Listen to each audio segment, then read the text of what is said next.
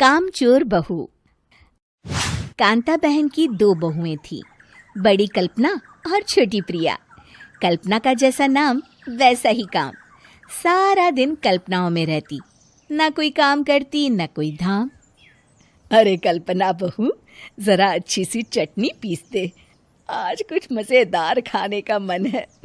पेट में जलन हो जाएगी माँ जी बुढ़ापे में, और वैसे भी मेरा काम करने का वक्त शाम का है, अब प्रिया को ही बोल दो। इतना कहकर कल्पना वहां से चली जाती है। कांता कल्पना के ऐसे रवैये से काफी परेशान रहती हैं। मैं बना देती हूँ माँ चटनी, ऐसा बोलकर प्रिया माँ को चटनी बनाकर प्लेट में खाने को देती है कि तभी वहां कल्पना आ जाती है। अरे वाह चटनी, जरा चख कर तो देखूं, बड़े दिन हो गए। अरे नहीं बहू, तू तो रहने ही दे चटनी खाना, पेट में जलन हो जाएगी।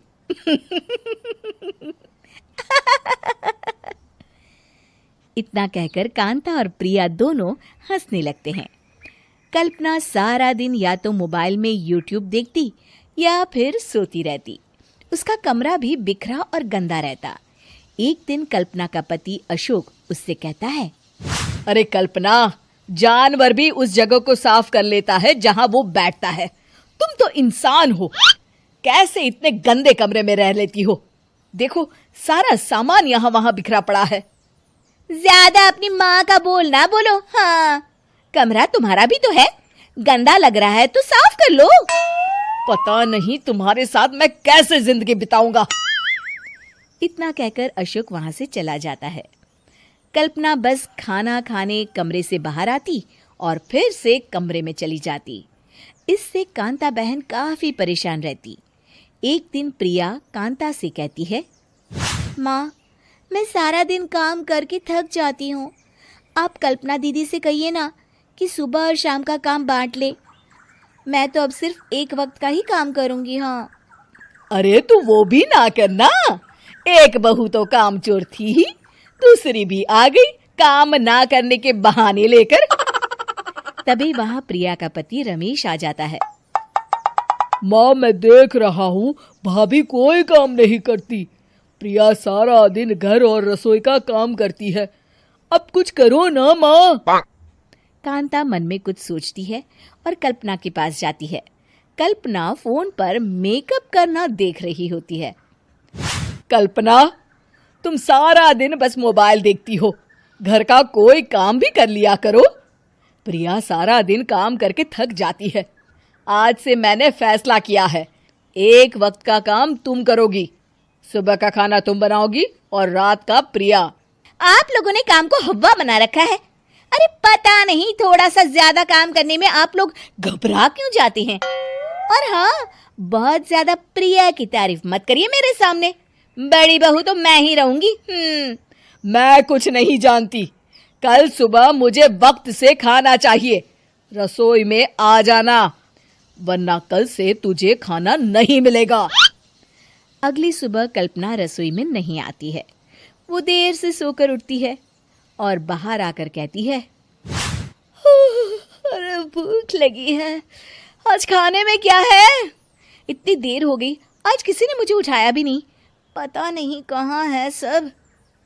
कल्पना को घर में कोई नहीं दिखता। वो रसोई की तरफ जाती है जहां बड़ा सा ताला लगा होता है। अरे रसोई में ताला? ओ, मैं तो भूल ही गई थी। माँ ने आज से सुबह का खाना मुझे बनाने को कहा था। हे भगवान, इतने लोगों का खाना बनाना क्या आसान है? तभी घर के सारे सदस्य बाहर से वापस आते हैं। वाह माँ जी, मजा आ गया छोले भटूरे खाकर।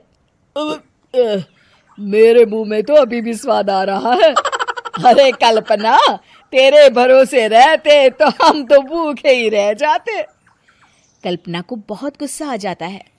अब बहुत हो गया, आज से मैं अपनी रसोई अलग कर रही हूँ, मैं अपना खाना खुद बना लिया करूंगी। कल्पना अपनी रसोई अलग कर लेती है, पर आए दिन उसका देर से उठना और काम न करने की आदत से वो भूखी ही रह जाती थी। उसी के सामने घर के लोग अच्छे अच्छे पकवान खाते और कामचोर कल्पना को जैसे तैसे ही खाना बनाकर खाना पड़ता। पर एक दिन तो हद ही हो गई। माँ, दीदी आज सुबह से कमरे से बाहर नहीं निकली, हमें जाकर देखना चाहिए। सो रही होगी कामचोर कहीं की, पर तुम कहती हो तो चलो देख लेते हैं उसे। कल्पना कमरे में पेट पकड़कर बैठी होती है। हाय मेरा दर्द, पेट दर्द के मारे मर रही हूँ मैं।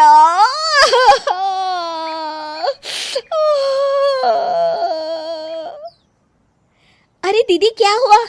पेट में दर्द क्यों हो रहा है? डॉक्टर को दिखाया आपने? माँ।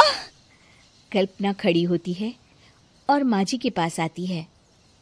मुझे माफ कर दीजिए, अब से मैं सारे काम में मदद करूंगी, कभी आलस और काम चोरी नहीं करूंगी। हाँ वो तो ठीक है, लेकिन अचानक क्या हो गया जो तू काम करने को तैयार हो गई? कामचोर कल्पना। माँ, लगातार बासी और उल्टा पुल्टा खाना खाने के कारण मेरे पेट में इन्फेक्शन हो गया है।